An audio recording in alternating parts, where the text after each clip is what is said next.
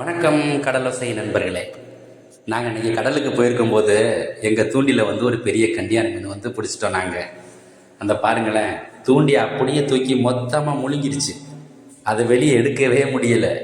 ரொம்ப கஷ்டப்பட்டு நாங்கள் இருக்கிற வெளியே எடுக்க முடியல. உள்ள பாதி தூண்டி உள்ளே போயிடுச்சு. உள்ளே போய் கழுத்து வரைக்கும் போயிடுச்சு. அந்த பாருங்கள் எப்படி துள்ளுதுன்னு பாருங்கள். அது பல்லு அப்படியே லேசாக அப்படியே ரொம்ப மாதிரி இருக்கும். லேசாக பட்டுன்னு வச்சுக்கோங்களேன், அப்படியே கையை கிழிச்சிட்டு போயிடும். அந்த அளவுக்கு ஷார்ப்பாக இருக்கும் அந்த அந்த கண்டியா மீனோட பல்லு. இந்த பாருங்கள், கலட்ட முடியாமல் கலட்டிகிட்டு இருக்கிறான் பாருங்கள், எவ்வளோ கஷ்டப்பட்டுருக்குறான்னு பாருங்களேன்.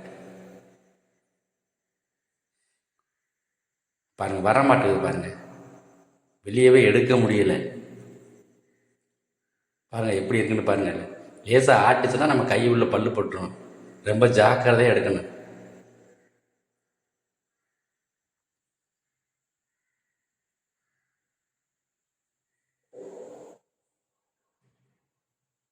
வர மாட்டேங்குது. உள்ள இந்த தூண்டி உள்ளே போயிடுச்சு.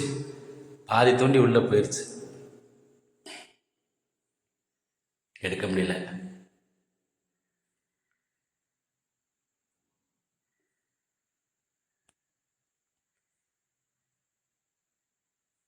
கொஞ்ச நேரம் போடுங்க, கொஞ்ச நேரம் போடுங்க, சாகட்டும். செத்ததுக்கப்புறம் எடுப்போம். கொஞ்ச நேரம் போட்டாச்சு. இந்த துள்ளிட்டு கிடக்க பாருங்க. கொஞ்ச நேரம் போட்டால் செத்த உடனே நம்ம அதை தூண்டி எடுத்துடலாம்.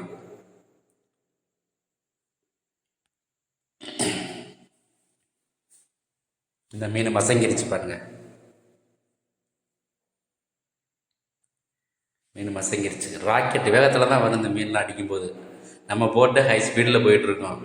அதுக்கு பின்னால் இந்த தூண்டியை கவுதுண்டா அப்போ எவ்வளோ வேகத்தில் அந்த மீன் வரும்னு பாருங்களேன்.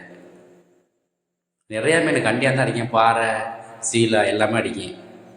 கண்டியாக நிறையா தெரியும். இந்த மீன்லாம் கண்டியாக அதிகமான மீன் இருக்குது. இந்த ஓடுகையத்தில் டக்குனு நீங்கள் பாருங்கள், ரத்தம் ஓடிக்கிட்டு இருக்கு. மீன் மசங்கிருச்சு. மறுபடியும் தூண்டி எடுத்து பார்ப்போம்.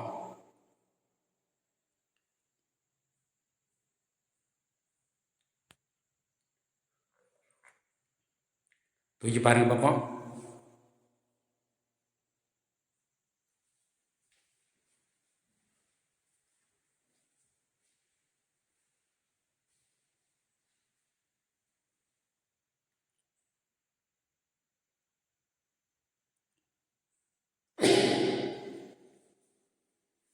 இன்னும் எடுக்க முடியல. பாதியை முடிஞ்ச சின்ன உசுராக தான் இருக்குது.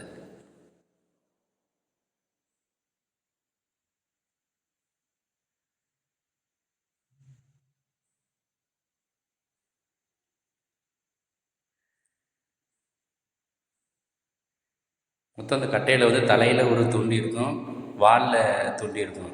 அது ரெண்டையும் மொத்தமாக தூக்கி முழுங்கினதுனால பாதி உள்ளே போயிடுச்சு. அதனால தான் எடுக்க முடியல.